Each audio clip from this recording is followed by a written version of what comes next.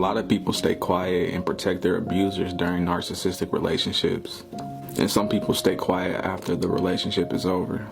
And there's many reasons why people stay quiet and protect their abusers. Some people don't want their abuser to look like a bad person. And sometimes they love and care about them so much that they don't want other people to see them as a bad person either. And they don't want to say anything bad or negative about them. And I would say I'm definitely a victim of that one. It's like we don't want to tarnish their reputation. Meaning we don't want their family or friends to know who they really are. And then sometimes we stay quiet because we feel like no one will ever believe us. Because everyone sees a narcissist as this nice and genuine person. Because that's the side that they give them. But they give you a different side behind closed doors. And behind closed doors, they're just a whole different person. And so we feel like if we come out and tell the truth, then no one will ever believe us. And we feel like the narcissist would just deny it, and then they'll try to destroy our lives for trying to destroy theirs. And then sometimes we protect our narcissist because we're just like, damn, maybe I'm overreacting. And maybe it's not that deep. And so then we just end up staying quiet. And then truth be told, some people are just afraid of their abusers. And so there's many reasons why people protect their abusers. I know for me personally, I protected my abuser because, for one, as an empath, I'm very empathetic. And so she was a person that I really loved and cared about. And so I didn't want anyone to see her in this negative light, including myself. And I really truly felt sorry for her. And so I stayed quiet so I could protect her. And then also I just felt like I was just overreacting to everything. And I just felt like I needed to stay quiet because it wasn't that deep, I guess. But when we stay quiet for so long, our minds begin to fog up. And we start to forget and ignore all the abuse that's going on. And then the narcissist starts to have mind and emotional control over you. And then when we start to stay quiet about everything, we start to forget who we are, and we don't recognize ourselves.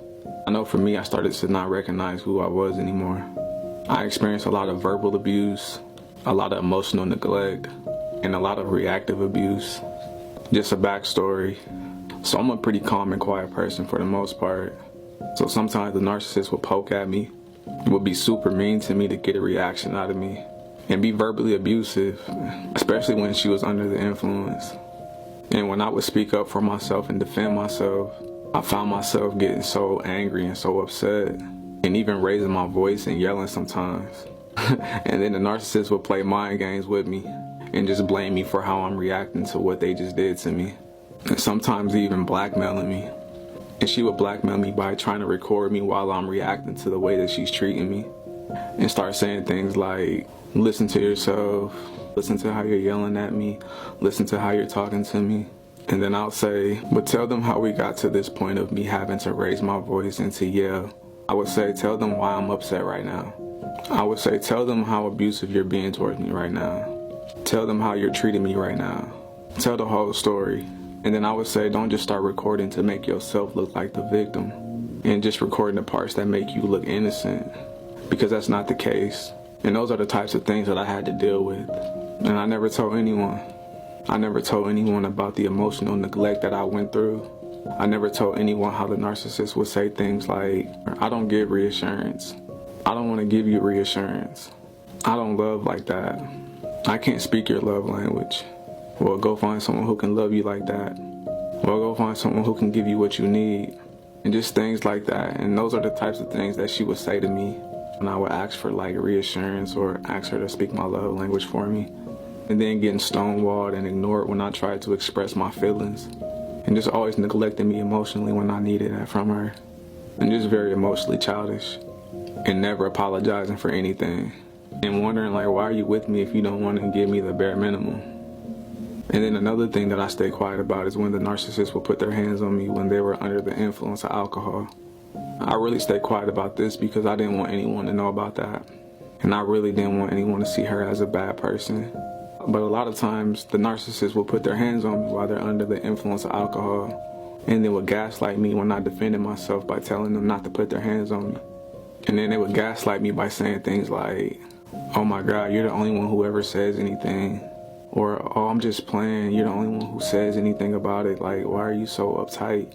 Then I would tell her, I've had to tell you on multiple occasions not to put your hands on me, and you keep doing it. And then you gaslight me after it when I defend myself by telling you not to do it. And then I would say, if a man is drunk or under the influence and he's putting his hands on you, he can't say, oh, I'm just playing, or I'm just play fighting with you, because that's not the case, because it's called domestic abuse. And that's what you're doing to me right now. And so don't try to gaslight me and guilt trip me into feeling bad for not accepting your behavior. And so the gaslighting and the guilt tripping is the things that make us question ourselves, and to make us feel like, damn, am I overreacting? Or maybe I'm just tripping right now. But nah, these are the types of things that make you stay quiet. These are the types of things that make you protect your narcissist. And so these are the types of things that I stay quiet about the entire relationship. And not saying that I was perfect, because I wasn't. I have flaws as well. I made mistakes. I messed up from time to time. I handle things wrong sometimes. But the difference between me and the narcissist is when I was wrong about something, I would take accountability. I would apologize. I would ask, hey, is there anything that I can do to change? Is there anything I can do to help our relationship? You don't get those things from the narcissist. They don't apologize. They don't take accountability. They just feel like they didn't do anything wrong, and they stonewall you.